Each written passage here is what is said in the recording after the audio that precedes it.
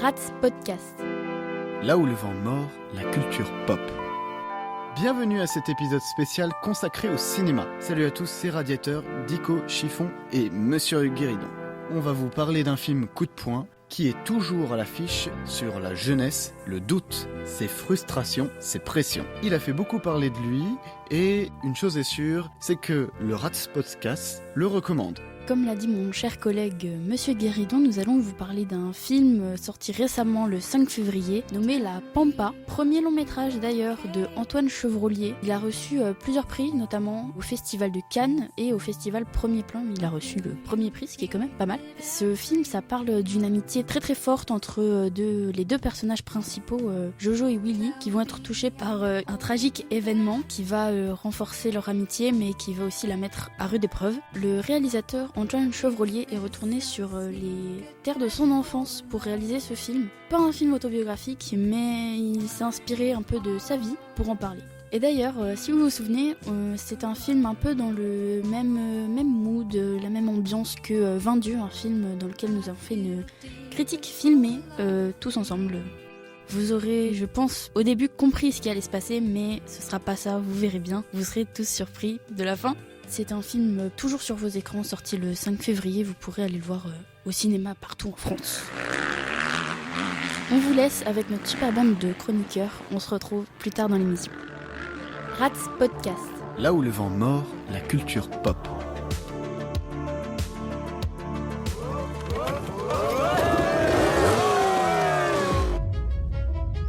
Chaque fois que je reviens ici, j'ai l'impression d'être en 1950. Avec votre mentalité de merde, là.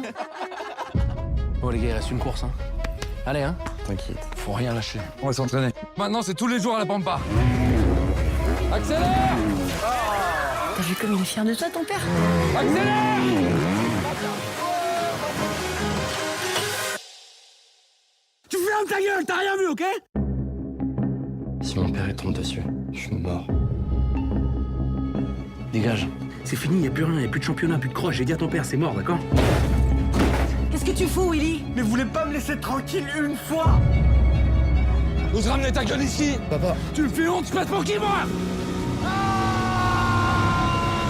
Alors, je ne sais pas toi, mais quand on a vu La Pampa la dernière fois, j'avoue que j'en reste un peu sans mots, presque bouche bée. C'est un film qui propose un endroit très rural. Hein. Ça ressemble à un endroit unique que tout le monde connaît, puisque contrairement à une grande ville que peu de personnes se connaissent, on a une tension un peu dans les petits villages. On sent qu'en fait tout s'exprime, mais dans un environnement comme ça, ça ne se dit pas. C'est vraiment toute une relation compliquée entre que ce soit la famille ou les amis. Vraiment, s'il y en a un qui ne s'apparente pas au groupe, il y a tout un rejet de différence, surtout dans un environnement de la motocross qui vraiment montre un peu presque une masculinité toxique. Mais j'ai aussi beaucoup apprécié tout ce côté un peu... les parents lèguent aux enfants ce qu'ils souhaitent, que ce soit leurs rêves, leurs espoirs, vraiment. C'est tout un héritage presque transgénérationnel qui est montré, par exemple, avec Willy. Moi, je l'ai tout de suite vu. Le fait que le protagoniste, dans un sens, subit ou plutôt voit sa vie impactée par son père qui est mort, donc ce qu'on sait déjà en soi... mais qui est même, je trouve que le fait que toute la maison représente un peu tout l'esprit du père qui reste figé en Willy, vraiment c'est une relique qu'il ne faut absolument pas toucher, qu'il faut vraiment rester dedans. Ça marche aussi pour la famille à Jojo. On a le père de Jojo qui en quelque sorte lègue sa passion, son rêve à Jojo, de fait de gagner une coupe, la coupe de motocross de France. Un rêve qu'il n'a pas pu réaliser avec le père de Willy. Et d'ailleurs, ça le poursuit jusqu'à la fin du film. Il est où, Jojo, là? Je sais pas. S'il te plaît, je voudrais aller à Bayeux. T'inquiète pas. Je l'ai bien vu dans la lampe d'Aladin. Je retiendrai de place dans l'avion. Très bien. Très loin du son des accordéons. En tout cas, après tout ça, vraiment qu'on se barre de ce bled. Regarde-moi bien, Narvalo. Je te jure qu'on bouge d'ici. de toute façon, on remarque directement en regardant les images la passion qu'ils ont, le fait et aussi la tension, les cadrages, la lumière, on dirait qu'elle est très naturelle. Et c'est ça qui donne un côté assez authentique au film. Mais j'ai aussi beaucoup plus apprécié, et c'est vraiment ce que j'ai ressenti pendant tout le long du film, c'était le côté sonore. Plutôt à la fin du film où on a de la musique un peu plus dynamique qu'on jouait, parce que pendant tout le long du film on a tout ce côté oppressant, où il y a quelque chose qui se passe, ou tension, stress, il y a quelque chose qui ne va pas aller bien et pourtant tout va bien maintenant, mais plus tard est-ce que ça va l'être aussi?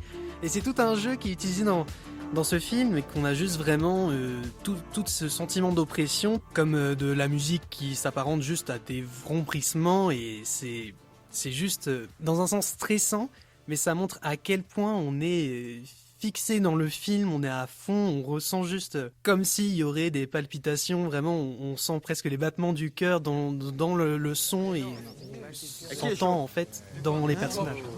Qui est chaud cette fois? Moi je la traverse. Arrête Jojo, il y a trop de monde. Vas-y Jojo. Vas-y, on a qu'une vie, bombarde.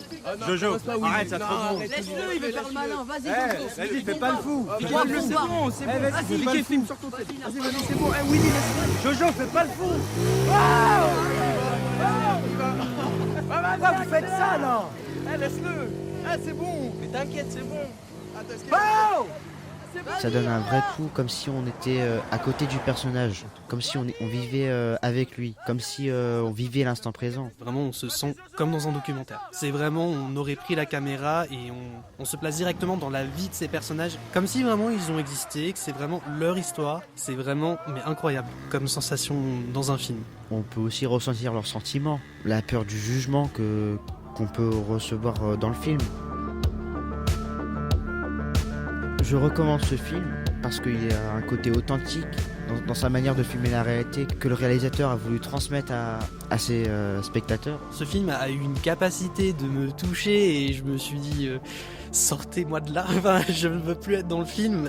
Tellement on pouvait avoir l'impression d'être dedans. Cette relation entre les deux meilleurs amis, ça montre vraiment un peu le passage quand on souhaite vraiment vouloir changer, partir de là, qu'on se reconnaît au fond à vouloir partir de notre lieu de naissance, lieu natal, dans une progression en fait de devenir adulte. Je me suis un peu reconnu dedans, je dois l'admettre. C'est pour ça que j'ai aussi énormément apprécié ce film, du fait qu'il m'a beaucoup surpris, mais aussi du fait de son authenticité et comment on peut le ressentir.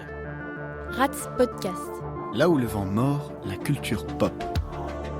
Nous voilà déjà à la fin de notre émission, de notre podcast, et je tiens particulièrement à remercier notre groupe, donc à nos chroniqueurs et aussi au lycée des métiers à Château-Chinon, mais aussi, ne surtout pas oublier notre monteuse Tiffany qui a fait un travail incroyable.